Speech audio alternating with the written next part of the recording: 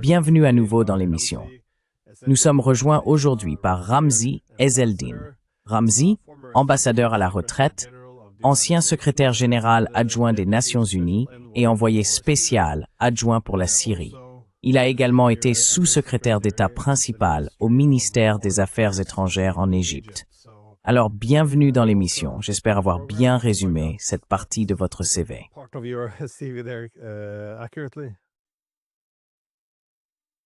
Merci beaucoup. Oui, c'est tout à fait exact.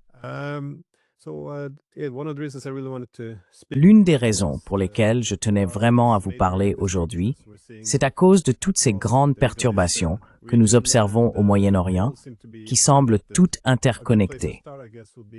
Un bon point de départ, je suppose, serait Israël, puisque cela touche souvent à de nombreuses questions dans la région. Comment voyez-vous la possibilité que ce conflit perturbe une zone plus large et alimente l'instabilité dans des pays comme l'Égypte, la Jordanie ou ailleurs?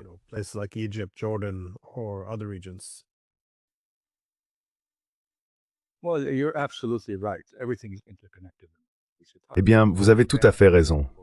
Tout est interconnecté. Cela a toujours été le cas et je pense que cela le restera toujours. Pour des raisons historiques, c'est simplement ainsi. Maintenant, ce qui se passe en Israël, ou plutôt la politique d'Israël dans la région, est bien sûr extrêmement perturbateur. Israël a malheureusement, je pense, décidé d'imposer sa vision de la sécurité régionale à tous les pays de la zone. Cela a commencé avec Gaza et continue là-bas, cela ne s'est pas arrêté. Puis cela s'est étendu au Liban, à la Syrie et plus récemment à l'Iran. Et il y a une résistance, on peut voir qu'il y a une résistance. Même les Américains ne sont peut-être pas entièrement convaincus par la vision israélienne.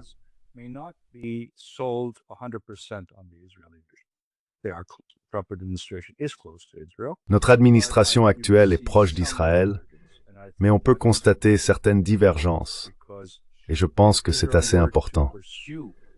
Car si Israël devait poursuivre ses ambitions dans la région, cela déstabiliserait davantage la zone, et ce ne serait pas dans l'intérêt de la sécurité israélienne. Je pense que nous tous, dans la région et au-delà, que ce soit en Europe ou aux États-Unis, devons aider le public israélien à comprendre que la recherche de l'hégémonie au Moyen-Orient ne sert pas à ses intérêts à long terme. La meilleure façon d'y parvenir est de mettre en place un système de sécurité régional équilibré qui prenne en compte les intérêts de tous les pays.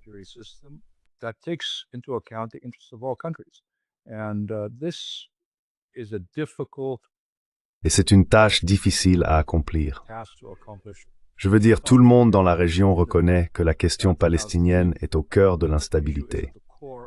Avant 2023, Israël avait réussi à convaincre beaucoup de gens, à la fois dans la région et au-delà, que la question palestinienne n'était pas le conflit le plus important au Moyen-Orient et qu'il existait de nombreux autres problèmes. On pouvait en réalité avoir la paix et la stabilité au Moyen-Orient sans résoudre la question palestinienne. Je pense que les événements de Gaza ont essentiellement enterré cet argument pour de bon. Nous devons donc agir à ce sujet.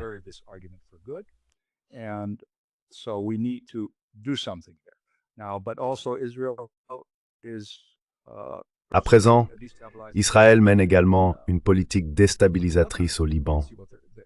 On peut constater qu'il existe un accord qu'ils ont refusé d'honorer sous différents prétextes. Ils ont de nouveau entrepris certaines actions à l'intérieur de la Syrie et continuent de le faire, bien que la Syrie ne représente une menace pour aucun pays de la région. Pourtant, les Israéliens sont intervenus militairement à de nombreuses reprises, en particulier dans le sud. Et cela est extrêmement déstabilisant pour un régime qui vient tout juste d'arriver au pouvoir et tente de trouver ses repères.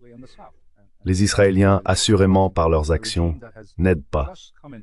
Et puis il y a l'Iran. Les capacités militaires de l'Iran ont été affaiblies, mais je ne vois pas que les Israéliens aient atteint l'un de leurs objectifs, que ce soit en Iran, en Syrie, au Liban ou à Gaza. On peut les examiner un par un, et l'on verra qu'ils n'ont pas atteint leur but.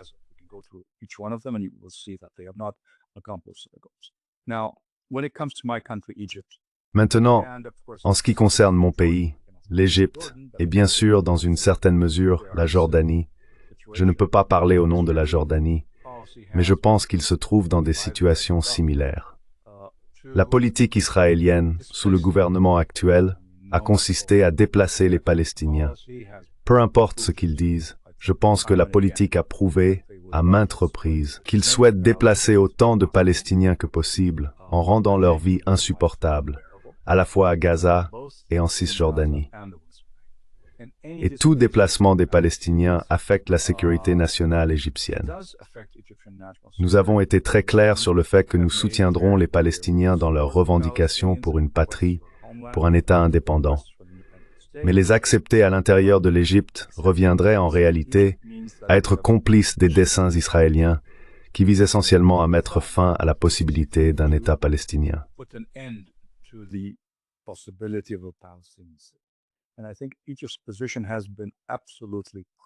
Je pense que la position de l'Égypte a été absolument essentielle pour faire en sorte que les Israéliens ne puissent pas poursuivre leurs objectifs de prospérité.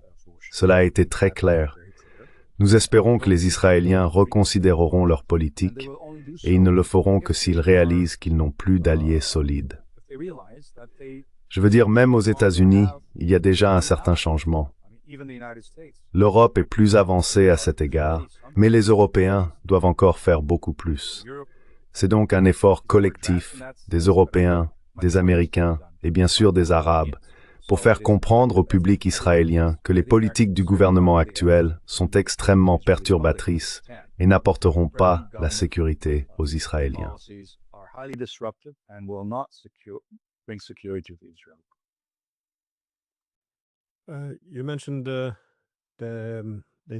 Vous avez mentionné les interventions d'Israël dans le sud de la Syrie.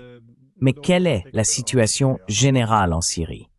Dans quelle mesure la situation est-elle stable maintenant, avec le nouveau gouvernement dirigé par Jolani depuis qu'Assad a été écarté du pouvoir? Oui, les Israéliens sont assez perturbateurs, mais il y a aussi beaucoup d'autres variables en jeu, ce qui rend incertaine la stabilité future de la Syrie.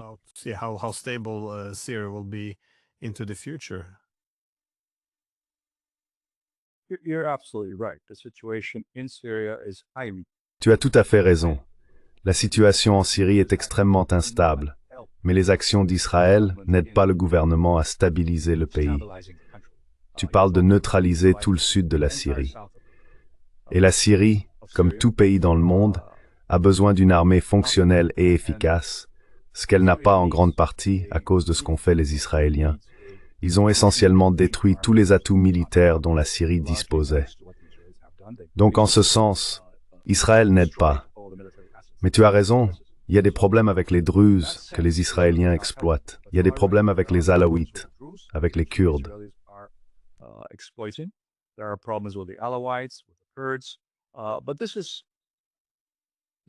Mais c'est quelque chose qui doit être résolu avec le temps. Le gouvernement a fait quelques progrès, mais à mon avis, ce n'est pas suffisant. Il doit en faire davantage. Et je pense qu'il commence enfin à comprendre qu'il doit vraiment en faire plus. Nous devons donc lui accorder le bénéfice du doute, mais nous devons aussi continuer à le pousser à prendre les bonnes décisions, à devenir une société inclusive, un régime qui inclut tout le monde. On ne s'attend pas à ce que cela se produise en peu de temps. Nous parlons d'environ 1 an, environ 11 mois, depuis que le gouvernement actuel est arrivé au pouvoir. Et avant cela, il y avait un régime en place depuis 50 ans, avec toutes ses difficultés et ses problèmes.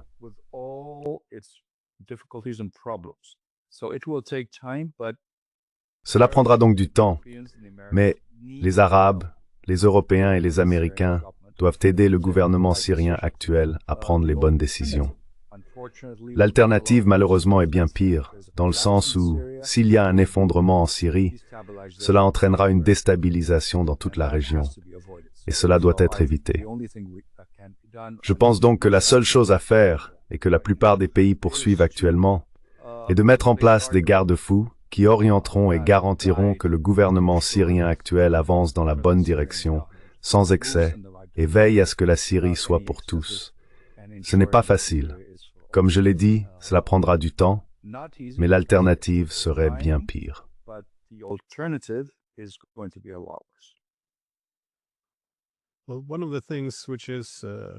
Eh bien, l'un des phénomènes qui se dessine en Syrie et qui n'est pas propre à ce pays est la montée de tous ces acteurs non étatiques qui ont également tendance à collaborer avec des acteurs étatiques. Encore une fois, ce n'est pas un phénomène nouveau, mais il semble devenir plus fréquent. Prenez-vous cela en compte dans les défis plus larges de la région.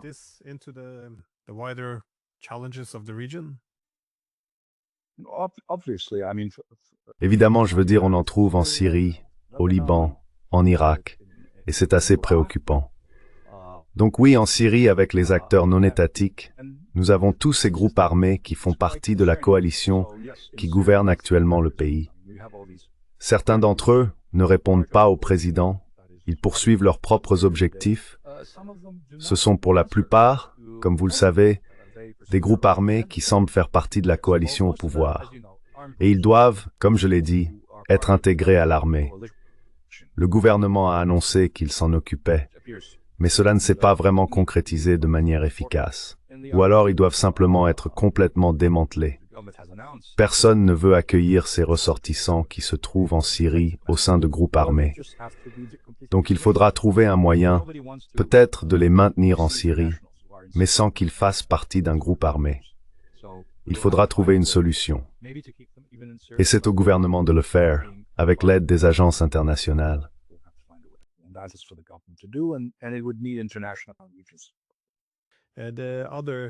Les autres acteurs étatiques impliqués en Syrie, la Turquie, qui exerce évidemment une grande influence, les États-Unis, comme vous l'avez mentionné auparavant, Israël au sud, ainsi que les Russes qui maintiennent leur présence, comment cela affecte-t-il la capacité de la Syrie à fonctionner?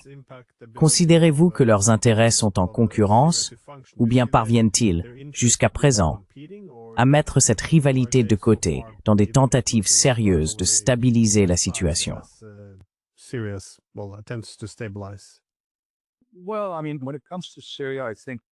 Eh bien, je veux dire, en ce qui concerne la Syrie, je pense que les États-Unis et Israël ont des intérêts communs.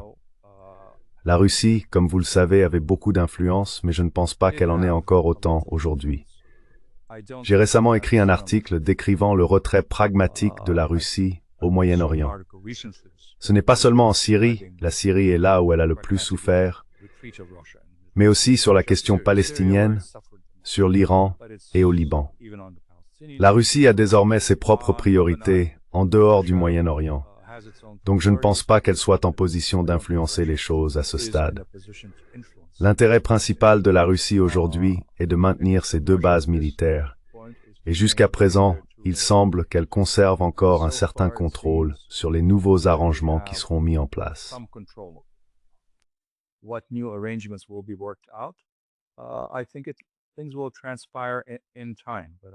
Je pense que les choses se dérouleront avec le temps, mais je suis assez sûr que les Russes seront capables de maintenir une certaine présence militaire dans la région côtière. Maintenant, les États-Unis et Israël partagent un objectif commun, à savoir la sécurité d'Israël.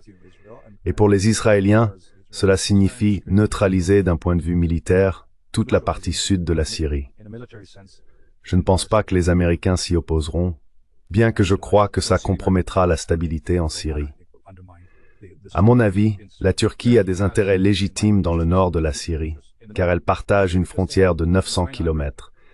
Donc elle y a des intérêts légitimes, mais pas au point de pouvoir intervenir à sa guise, militairement ou autrement. Actuellement, je pense que la Turquie essaye de stabiliser le gouvernement et de l'aider à fonctionner comme un véritable gouvernement.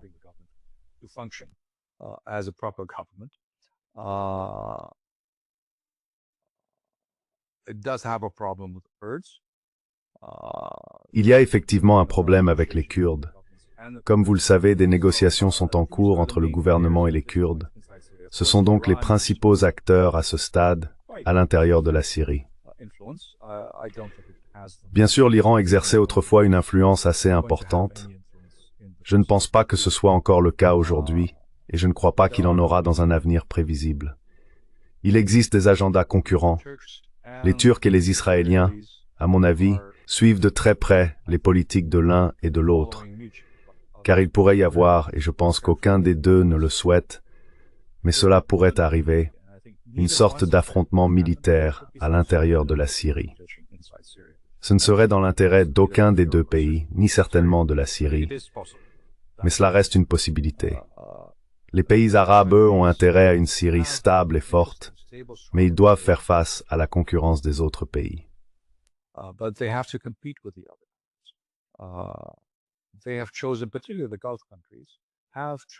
Ils ont choisi, en particulier les pays du Golfe, de financer le développement syrien. Je ne pense pas qu'ils iront au-delà de cela, et c'est absolument essentiel si l'on veut de la stabilité. La situation est incertaine. Il existe différents intérêts qui peuvent s'opposer dans certains cas, mais au final, je pense que tout le monde, à l'exception d'Israël, je veux dire, il faut le dire, les Israéliens ont clairement indiqué qu'ils voulaient une Syrie faible et qu'ils pouvaient vivre avec une Syrie divisée. Les Américains, je pense, ont clairement indiqué qu'ils ne voulaient pas d'une Syrie divisée, mais qu'ils pourraient accepter une Syrie affaiblie.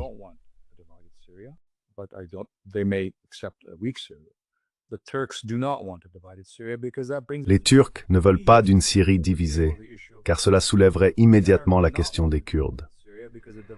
Les Arabes ne veulent pas non plus d'une Syrie divisée, car cela aurait des répercussions régionales pour la Jordanie, l'Irak, le Liban, et ainsi de suite. Donc, comme je l'ai dit plus tôt, je pense que nous devons tous travailler ensemble, à la fois les puissances régionales et les grandes puissances. Les États-Unis et la Russie, espérons-le, pourront trouver un terrain d'entente. Quant à la Chine, elle a des intérêts économiques, mais je ne pense pas qu'elle les poursuive de manière agressive pour le moment. Je pense qu'elle attend que la situation se stabilise avant de pouvoir se lancer, pour ainsi dire.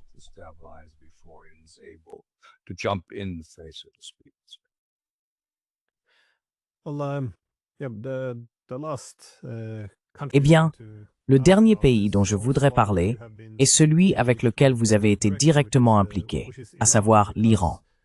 Parce que bien sûr, il y a eu les attaques contre les réacteurs nucléaires iraniens en juin dernier. Mais beaucoup, du moins les Iraniens, semblent plus ou moins convaincus que le conflit ou la guerre n'est pas encore terminé.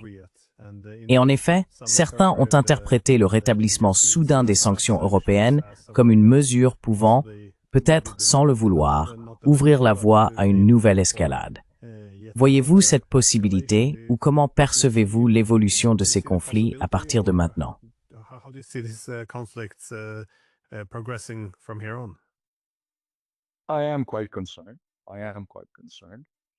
Je suis assez inquiet.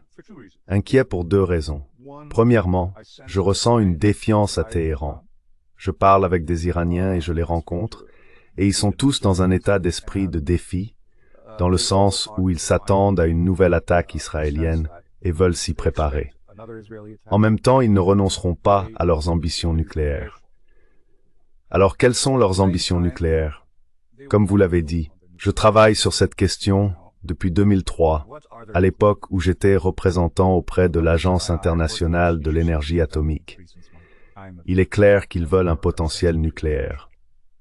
Je ne pense pas qu'ils aient pris la décision de produire une arme nucléaire, et je crois que la plupart du monde le comprend. Même les services de renseignement américains le disent.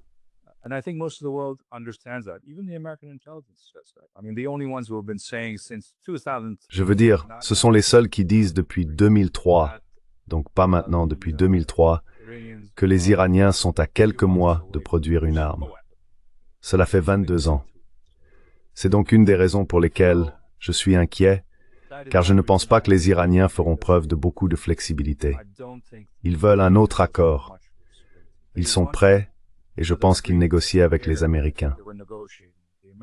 Cela préserverait un certain nombre de choses que les Américains ont dit ne pas vouloir. Par exemple, l'enrichissement. Je ne pense pas qu'ils y renonceront. Peut-être trouverons-nous un moyen d'arrondir les angles sur cette question, mais ils n'abandonneront jamais le droit à l'enrichissement. Les Israéliens ne seront à l'aise que s'il y a un changement de régime en Iran. Et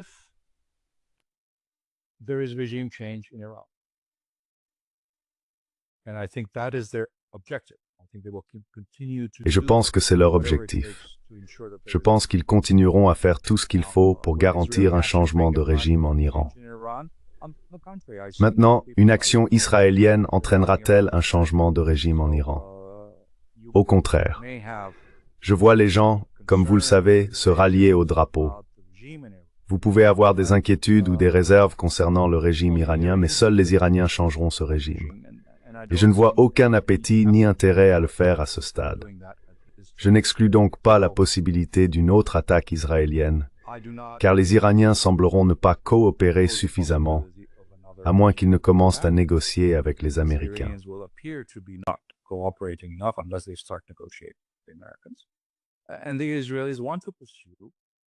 Les Israéliens veulent poursuivre un changement de régime, donc ils continueront à le faire, en espérant qu'un jour, si vous vous souvenez, de temps en temps, y compris après la dernière attaque, le Premier ministre d'Israël s'exprime et appelle le peuple iranien à se soulever contre le régime. Donc c'est là, et ils ne se sentiront à l'aise que s'il y a un changement de régime, ce dont je ne sais pas s'il se produira ou non. À long terme, peut-être que cela changera. Mais cela doit être organique, cela doit venir de l'intérieur de l'Iran. Mais la pression extérieure agit dans le sens inverse. Au contraire, les Iraniens sont extrêmement nationalistes, et je pense qu'ils continueront à défier Israël.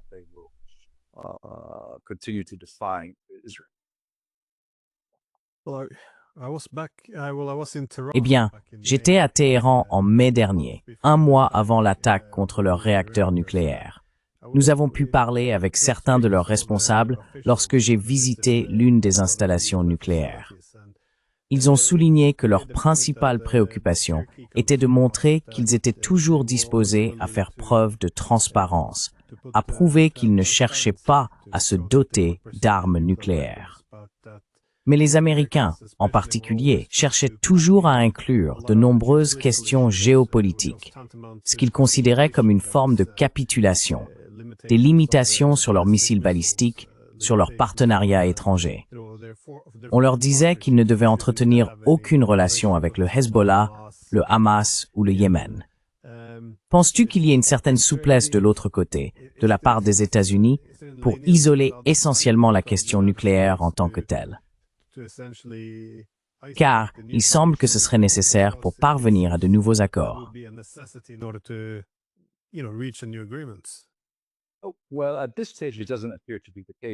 Eh bien, à ce stade, cela ne semble pas être le cas.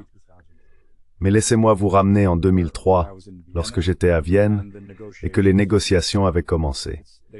Elles avaient débuté avec les Européens, les Russes et les Chinois, et comme vous le savez, jusqu'en 2005, les Américains ne participaient pas à ces discussions. À cette époque, il y avait deux choses qui, si elles avaient été poursuivies, je pense que nous n'en serions pas là aujourd'hui. Premièrement, les Iraniens parlaient d'un grand compromis. Tout était sur la table, y compris leur politique dans la région, et les Américains ont complètement refusé. Maintenant, savoir si cela aurait été possible ou non, je ne sais pas, mais je ne pense pas que cela ait vraiment été envisagé à l'époque.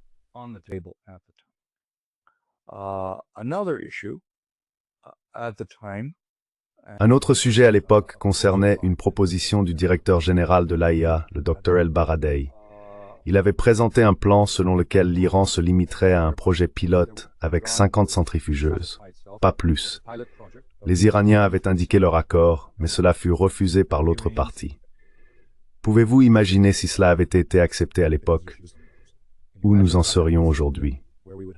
Maintenant, les Iraniens disposent de milliers et de milliers de centrifugeuses de nouvelle génération. Il semble donc que les Américains soient déterminés sur deux points.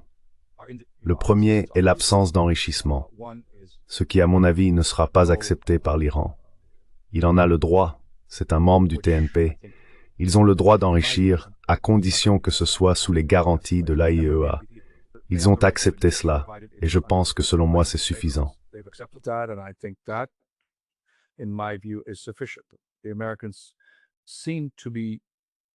Les Américains semblent insister, bien que leur position ait parfois évolué, sur le fait qu'il ne devrait pas y avoir d'enrichissement sur le territoire iranien. Je pense qu'il est possible de traiter cette question d'une manière que les deux pays puissent accepter. Il existe plusieurs idées à ce sujet. La question des missiles balistiques est devenue encore plus importante pour les Iraniens, surtout après ce qui s'est passé l'été dernier. C'était le seul moyen dont ils disposaient pour riposter. Et s'ils en sont privés, il n'y a absolument aucun moyen pour eux de riposter contre Israël. Je ne suis donc pas sûr qu'ils soient prêts à faire des compromis à ce sujet, à moins de recevoir des garanties absolues des États-Unis, et peut-être même au-delà, que cela ne se reproduira pas. Or, je ne suis pas certain que les États-Unis soient en mesure de le faire.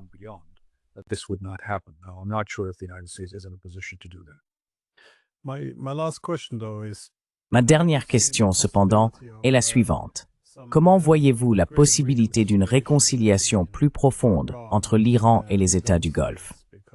Car ces tensions, bien sûr, définissent une grande partie des problèmes de la région et sont souvent exploitées par des tiers également.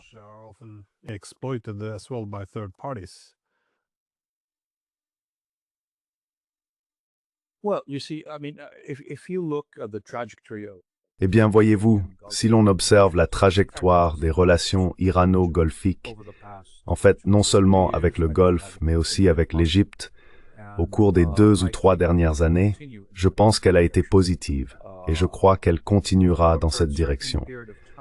Pendant un certain temps, il semblait que les États du Golfe étaient convaincus que l'Iran représentait la principale menace. Mais après ce qui s'est passé à Gaza, je pense que cela a changé. Israël est de plus en plus perçu comme la principale menace. Ainsi, les relations entre les États du Golfe et l'Iran se sont améliorées, et je pense qu'elles continueront de s'améliorer. C'est dans l'intérêt des deux parties. Je pense que l'Iran doit repenser, et il y a déjà des discussions à ce sujet, ses politiques régionales, son concept de défense avancée, qui, comme vous le savez, a été un pilier de sa doctrine militaire. Utiliser des groupes alliés en Syrie, au Liban et ailleurs pour ses intérêts et agir comme moyen de dissuasion contre Israël. Cela a clairement échoué.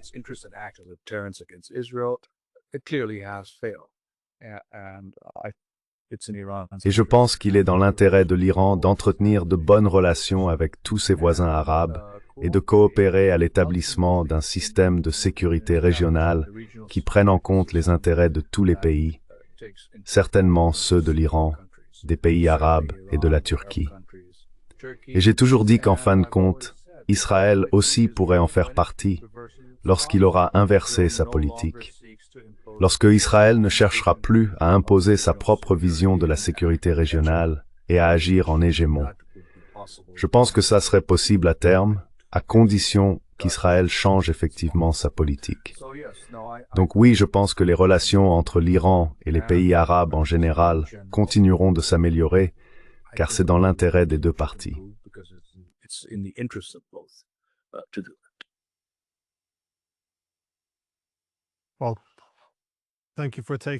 Eh bien, merci d'avoir pris le temps. C'est fou de voir à quelle vitesse les changements se produisent maintenant. Les gens disent toujours que le Moyen-Orient traverse sans cesse de grands bouleversements. Mais cela semble, eh bien, inhabituel. Alors merci encore d'avoir pris le temps.